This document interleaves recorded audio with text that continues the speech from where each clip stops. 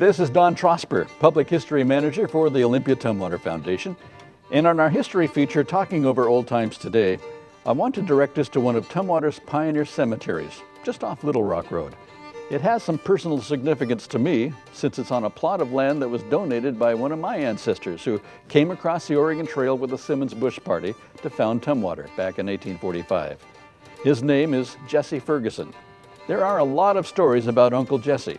One of those is about how he caught a sickness that hit a lot of young, adventurous, single young men at the time.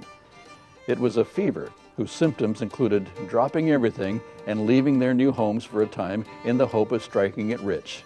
We could call it gold fever.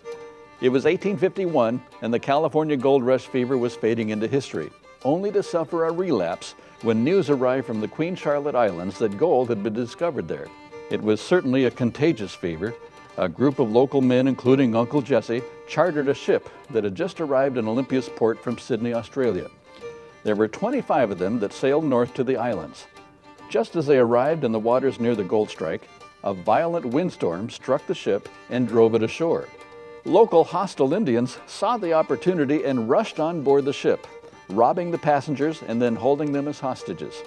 For 54 days, the natives kept their prisoners until the U.S. government bought $1,500 worth of goods from the Hudson Bay Company and then sent the ship Damerscove to deliver the ransom to the Indians.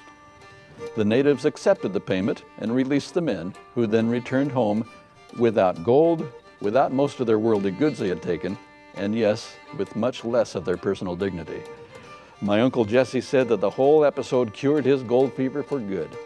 Jesse was ever after content to live on his farm. He began courting the daughter of his neighbors to the southeast, the Rutledges. And even the great Klondike gold rush of later years couldn't infect gold fever upon him again. It seems he developed an immunity through his previous experience.